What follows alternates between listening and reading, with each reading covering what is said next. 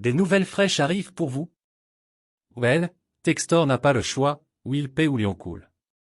Mais avant que je partage cette nouvelle avec vous, abonnez-vous à ma chaîne pour ne manquer aucune actualité de première main sur l'Olympique lyonnais. Malgré le rachat par John Textor, l'OL reste dans le flou sur le plan sportif. 8e de Ligue 1, les Lyonnais pourraient enchaîner une 4e saison sans C1 et rentrer sérieusement dans le rang. L'Américain va devoir vite faire ses preuves pour sauver la situation. Laurent Blanc ou Peter Bosz, le mal est profond à l'OL. Les résultats et surtout le jeu collectif ne se sont pas vraiment améliorés malgré le changement d'entraîneur. Le dernier match de préparation perdu face à Monza est venu le rappeler froidement aux supporters lyonnais. La 8e place de Ligue 1 n'est pas un accident et il faudra sérieusement cravacher pour arracher l'Europe et en particulier la Ligue des Champions. Cette OL ne semble pas taillée pour ses objectifs comme le souligne le consultant RMC Jonathan Macardy. Textor va devoir montrer sa puissance dès janvier. Ce dernier ne croit pas du tout en la réussite de cette équipe lyonnaise. Les Lyonnais sortent d'une intersaison Coupe du Monde tout simplement catastrophique. Les pépins continuent de s'accumuler et soulignent bien plusieurs choses. Le niveau collectif de cette OL est loin d'un club qui veut se qualifier pour la Ligue des Champions et que l'effectif est très mal construit, a-t-il développé dans l'after-foot.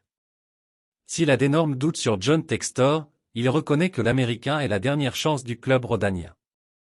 Il devra néanmoins être très actif au prochain mercato car l'équipe dirigée par Laurent Blanc n'est pas à la hauteur du standing de l'Olympique lyonnais en France. Laisse déjà un like sur cette vidéo pour rester au courant de tout ce qui se passe à l'Olympique lyonnais. Si on parle d'infrastructure, l'OL est le club numéro 1 en France devant le PSG. Malheureusement, tu restes sur 3 saisons cauchemardesques, et là tu es 8e en championnat. Je pense que l'OL marche sur la tête depuis trop longtemps, depuis l'époque Claude Puel où les choses ont commencé à mal fonctionner, en haut du club, avec les jeunes du club, le recrutement etc. C'est une descente progressive, aujourd'hui bien marquée. C'est le moment pour Textor de tout changer parce que j'ai l'impression que tout doucement l'OL redevient un club lambda de L1. Il faut un gros mercato, Textor doit assumer, et sortir le chéquier. L'effectif est très déséquilibré, très mauvais.